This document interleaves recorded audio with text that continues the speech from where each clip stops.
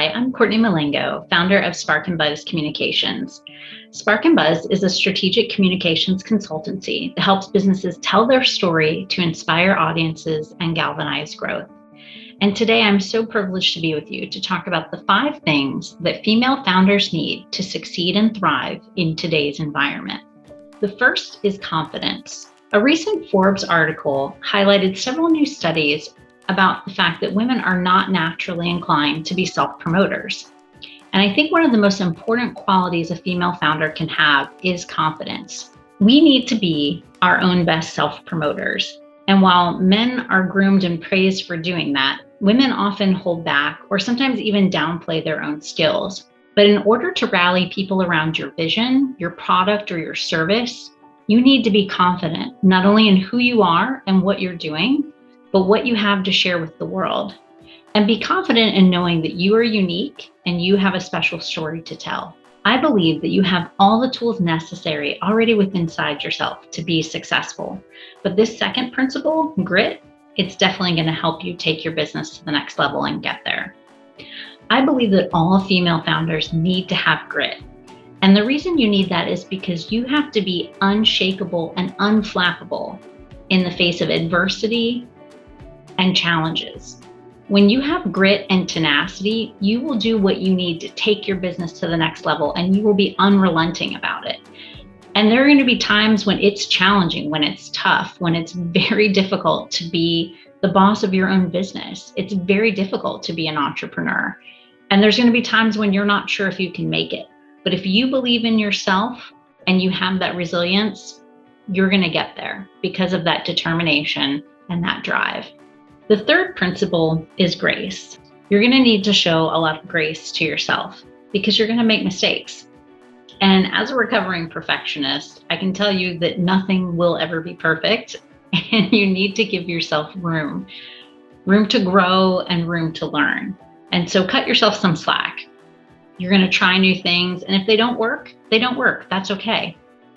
I think the other part about grace, though, is showing that same grace to others, because there's going to be times where people don't understand your vision, or there are people who maybe aren't interested in seeing you succeed.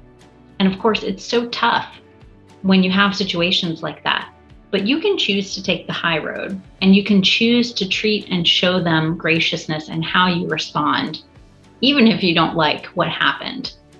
And I think that can be one of the hallmarks of your success, and showing people that it's okay to make mistakes, but still doing all of that while prioritizing your business, that it's not going to be at the expense of your mistakes or other people. So keep trying out new things and keep figuring out what works. It's a process that helps us learn and grow, and it will definitely do the same for you. The fourth principle is don't dwell on the competition. To be a savvy and successful business owner, you need to know the landscape. You need to know what's going on around you.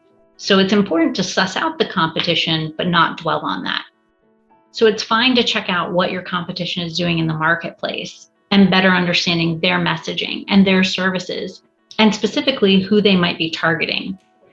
But it's a really futile endeavor to compare yourself to the competition, because the reality is there's really only one you, and that makes you and what you're doing unique. And so comparing and contrasting against the competition is only going to be hurtful to what you're trying to achieve. When you're focused too much on that, it doesn't leave room for growth or for innovation or to think outside of the box. So be savvy and smart and know what they're doing, but don't use that as the yardstick by which you measure yourself, especially because everyone's different and we have no idea what's going on behind the scenes. That person might seem successful, but at what cost did that success come?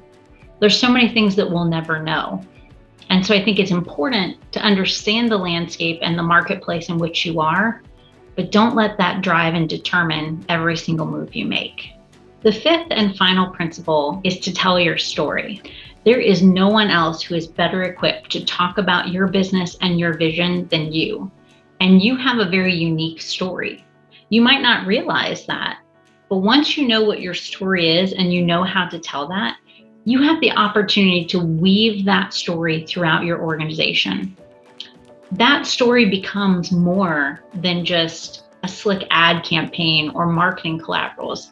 You can really treat your story kind of as your North Star, and let that be your guiding factor for how you're going to do business. And when you include that internally and externally, weaving that into employee culture, as well as the marketing and the PR that you're doing out in your marketplace, that is what creates a cohesive brand experience. And there's not going to be anyone who is more qualified to tell your story than you. So you have the ability to be your own best advocate.